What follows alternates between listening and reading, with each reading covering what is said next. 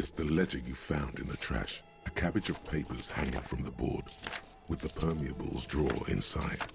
It's barely held together by a clip, then made complete by the faint smell of urinal cleaner. It takes about half an hour to piece one together, using the system you've devised. Which one do you want? It would be very interesting to read about these, wouldn't it? I mean, there seems to be a square-shaped entry wound in the victim's forehead. She's been sitting there for weeks, on her rocking chair, with a square hole in her skull, staring at the wall, her mouth agape. That's all you got. From the half hour you spent piecing it together, all you know is the entry wound was square-shaped. You never found the bullet. And then another body showed up, also with a square hole in his forehead. Toxicology showed the entry wound was laced with an incredibly potent psychoactive substance called HUV4 nil. No street name. Who knows? Those pages are missing. What next? One day you may still catch the man with the square gun. Some assholes brought their couch outside and hung out on it, in the middle of the street, on the roof, on the hillside by the motorway. You know, at an unexpected location. They were young, and they thought they looked cool on it.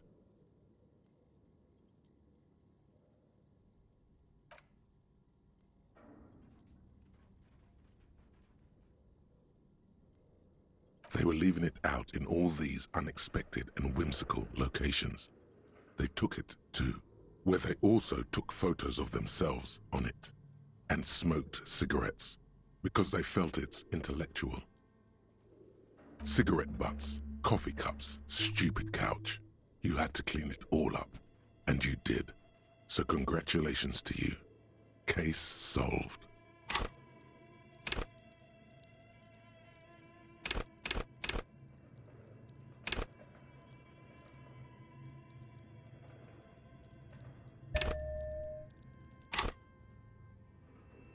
No, you didn't have time for that. These notes show that you have what is called a real goddamn job. You don't have time to be chasing down the couch assholes. You have a real job to do. What next? Murder. Tum tum tum. At the hookah parlor was a case originally assigned to an officer called Joseph Mills, who is now dead, of circumstances completely unconnected to murder at the hookah parlor. Beaten to death by a throng of Villalobos gang members when him and his partner JM, only initials mentioned, answered a call one night. It's a sad story, and it isn't really represented in your case files. Stop stalling and get to the murder at the hookah parlor. Joseph Mills was on this case that he just couldn't solve, was doing it solo. Said it was a real nutcracker, a real brain twister. Was on it for, like, a month. The captain got impatient. Shit or get off the pot, Mills. Mills didn't get off the pot. Not yet. He kept at it for a couple of weeks more, racking his brains, running with every theory, as outlandish as they seemed. Still couldn't solve the murder at the hookah parlor. Tough case, he said. Toughest he's ever had.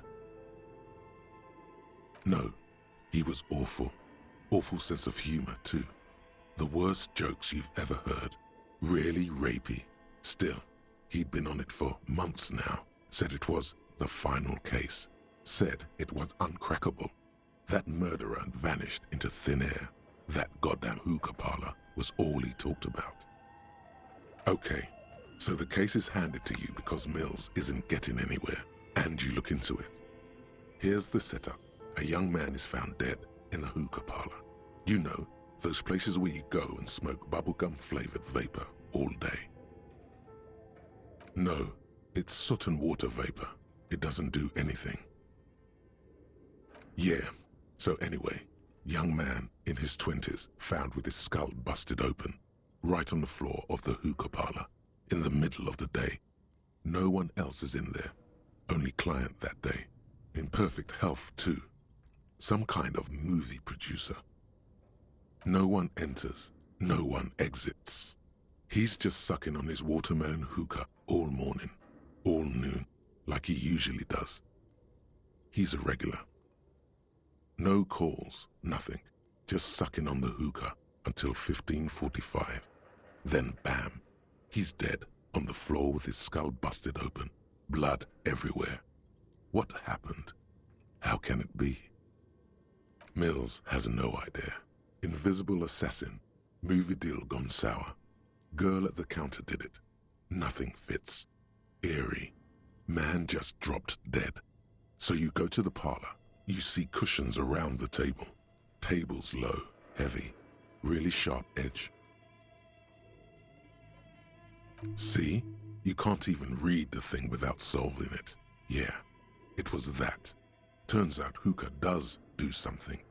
It turns off your brain's oxygen supply, and you don't notice it until you get up to go to the bathroom.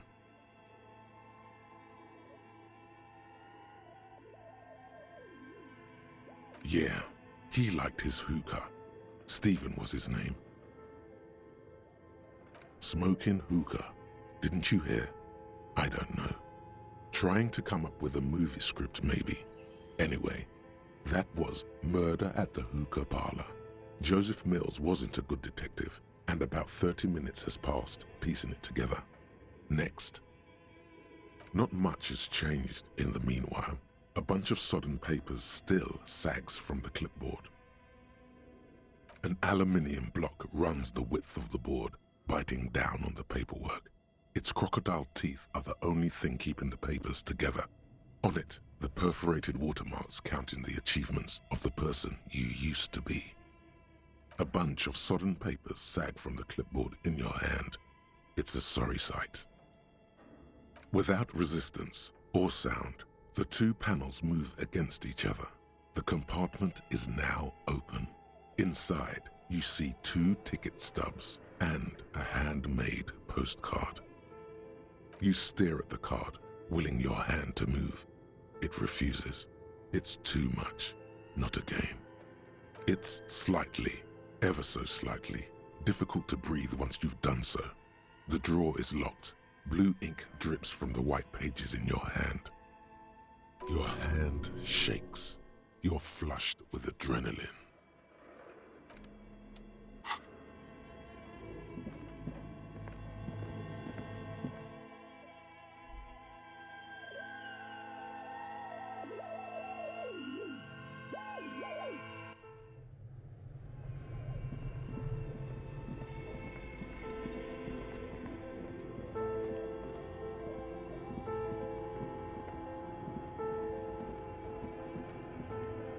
A few bricks have fallen off, revealing a compartment behind the wall.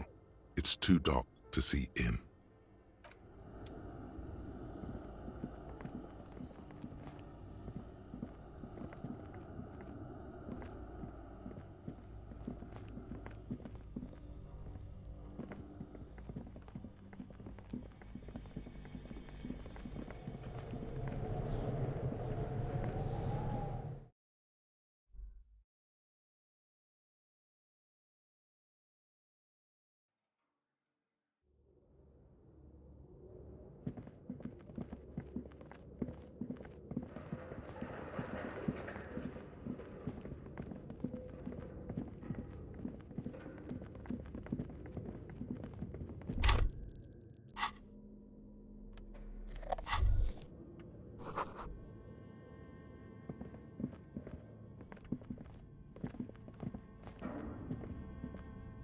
The barbell waits patiently on the floor, like a dog for its master.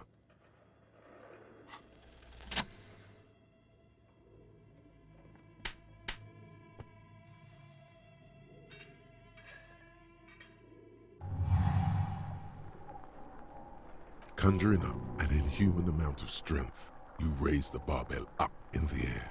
Your biceps tremble, but you're a savage. This is a children's game. A warm wave of accomplishment washes over your head as you drop the barbell to the floor. For a moment, it feels like you're strong enough to succeed at anything you ever set your mind to. Good technique.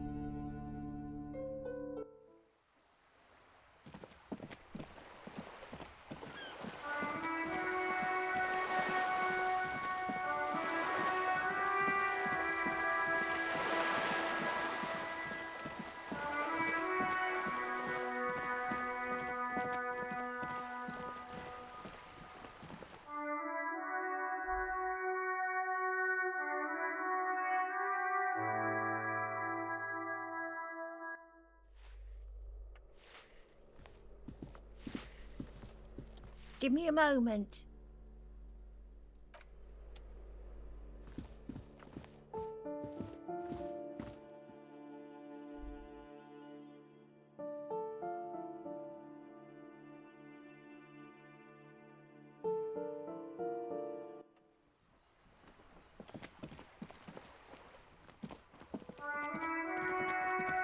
Hello again, officers. Have you come to admire my mural?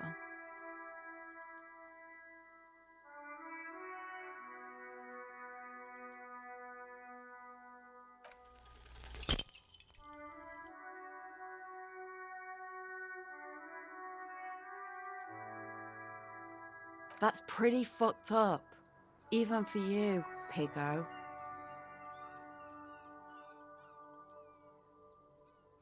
You're a real sad sack. You know that? Go ahead then. Art it up. Just try not to hurt yourself, and no self-portraits. Sure, anytime, us shit artists have to help one another. Besides, I was out of fuel oil anyway. The right idea is not coming to her. It's excruciating. You know what you've got in that fuel canister you scavenged from your Kanema? Red-dyed heavy fuel oil, paint and a brush. You're ready to do this. I don't believe it. I've never known those boys to have manners. They'll never be skulls, but their hearts are in the right place.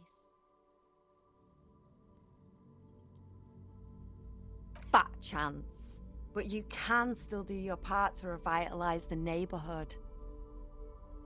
She throws you a conspiratorial glance, then presses her finger to her lips and squints up at the sky, as though straining to hear something in the distance. Have you noticed the quiet? Every so often, you might hear a gunshot pierce the air somewhere in Jamrock. But in Martinez, no gunshots, no sirens. The people are languishing in boredom and complacency. This place is a sepulchre. We'll paint it red. We bring the raucous. You bring the sirens.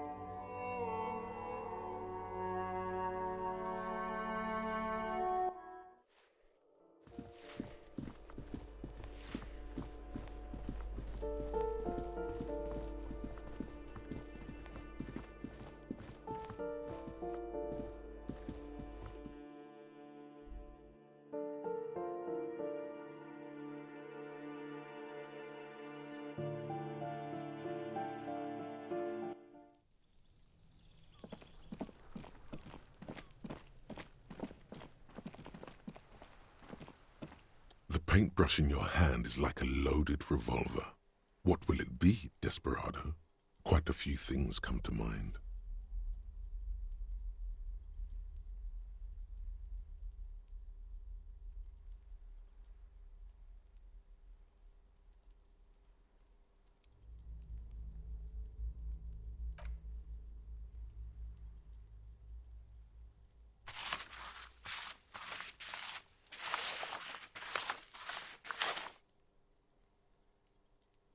You've spoken. The wall will now silently repeat the message for a decade or so, until the sea air degrades the paint, adding another layer of detritus to the city. Very poetic. Real poetry. Should we return to our murder investigation? I hear there's a really bad one we are supposed to solve.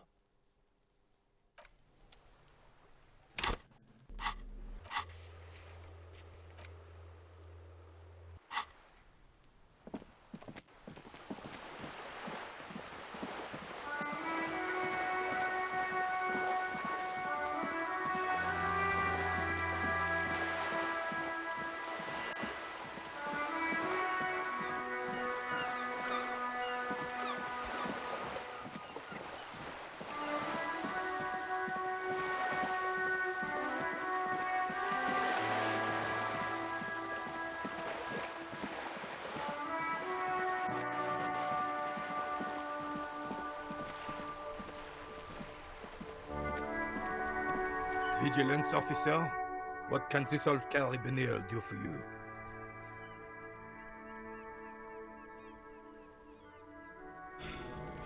All you observe is a veteran refusing to let go of the past and his old uniform.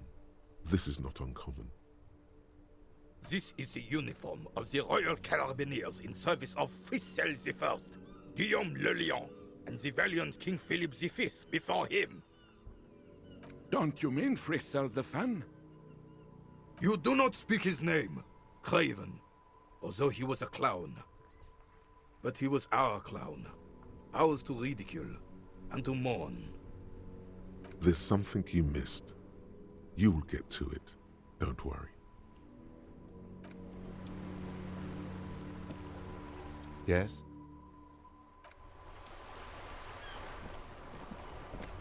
It is such a pleasure to see you again, officer. How may I head the citizens' militia on this fine day? A man so principled about his sandwich calls for a principled approach. Time to get political. You really do. Now, unleash the fury.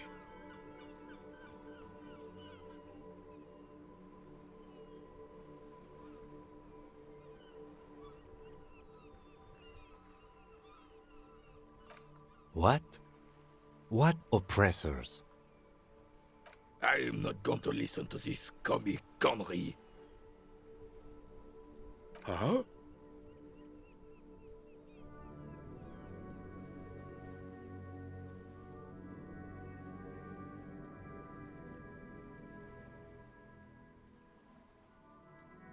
Yes, officer. I really don't understand how my sandwich could. I would rather just have this one, officer. It's really good. Tell this lost comrade what the people's sandwich would be like. Distill the essence of the working man in a sandwich.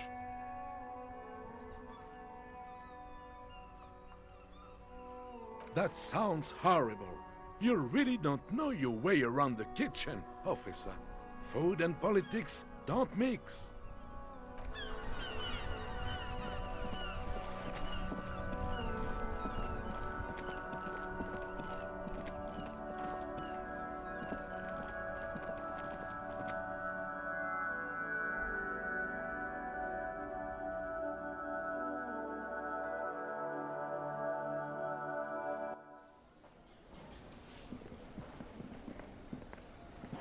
I've got nothing to say to you. Why are you wasting your time?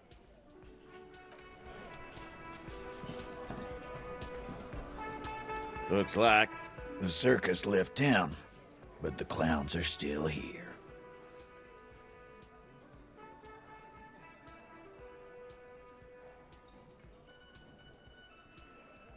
A witness? You ain't got shit. The locals would never come to you with this. That's just cop tactics, Titus. Next, he's gonna tell you one of us already rolled on the others, and is in witness protection.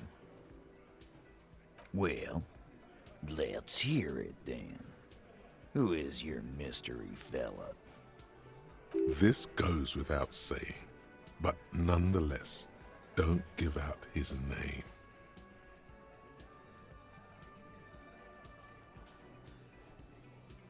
It's like you said, Al.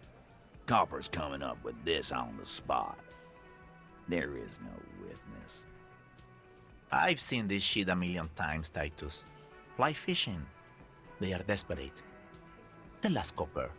What wacky claims did he make?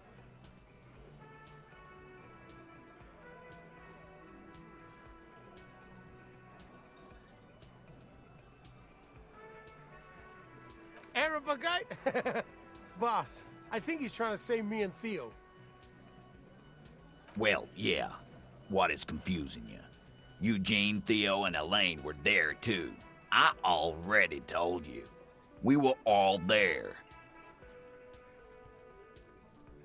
It's you assholes that feel the need to go around like a fucking brass band. The Hardy Boys are dead silent. Yeah, it's like they put cowbells on you before they send you to the streets. What's with the cowbells, policeman? They're avoiding having to answer this question.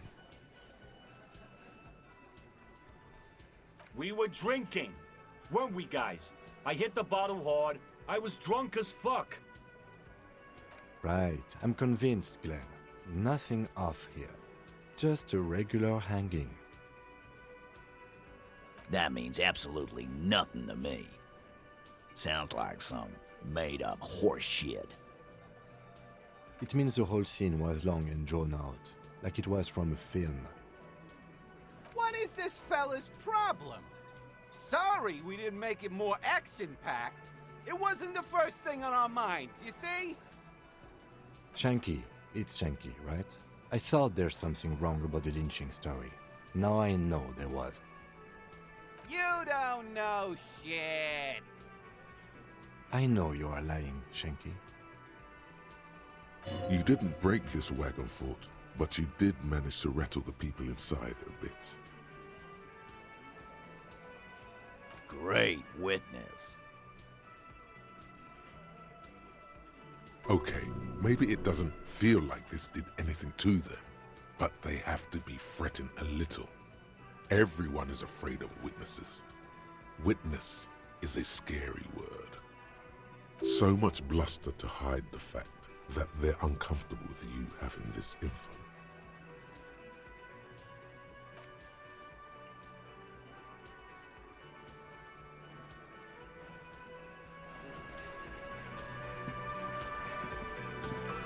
I've got nothing to say to you.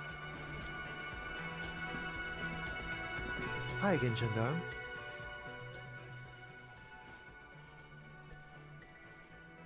Bye-bye, Gendarme.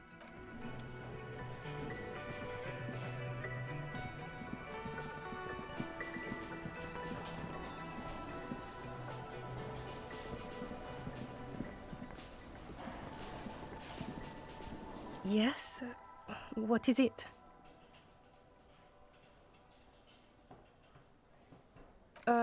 Okay. Yes. That was pretty good. What? No. There are universal standards of good out there, and that was just complete shit. Jean, he's not right. Treat him like you treat McCoy's little brother. Lieutenant W. Frater, John Archetype McCoy's younger brother, Lance McCoy, although a man of 32 years, will mentally never surpass a 6-year-old. Now he's got a problem with learning disabilities? Is that supposed to be ironic? Jean. Detective. I don't understand what you're talking about. Well, raising 2 children and half a husband and a patrol officer's wage? Yes, I guess I am working class.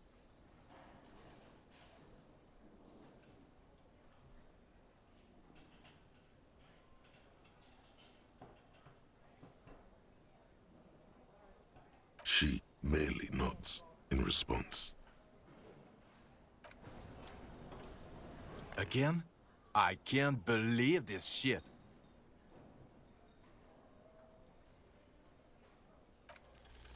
You know what it is.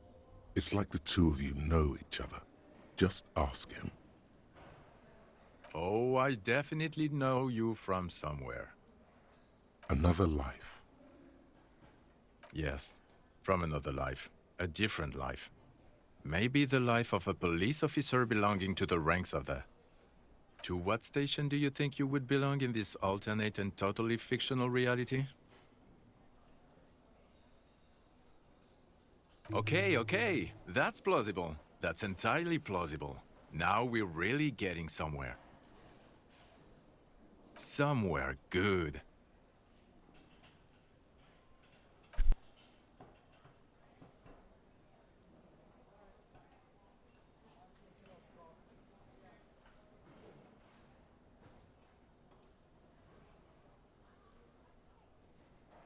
Let's be crazy. Let's say you and I are partners. How's that for a thought experiment?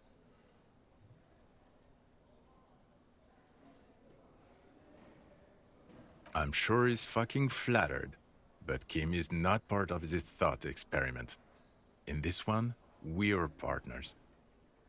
The lieutenant is silent. None taken, my friend. None taken. Let's be honest. There's been some purely fictional talk in our imaginary station in regards of who'd even be worthy of your partnership. And the conclusion is that a man with your caliber should form his own one-man policing unit. Anyone else would just slow you down.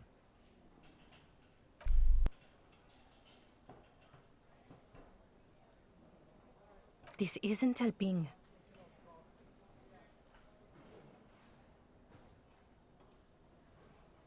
You're not going to believe this, but police officers. Yes, sir. Solving crimes, locking up bad guys, and get this, and not getting that drink on at 2 o'clock.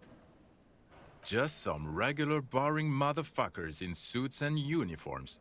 Nothing spectacularly extravagant like you, the far-out son of Lang.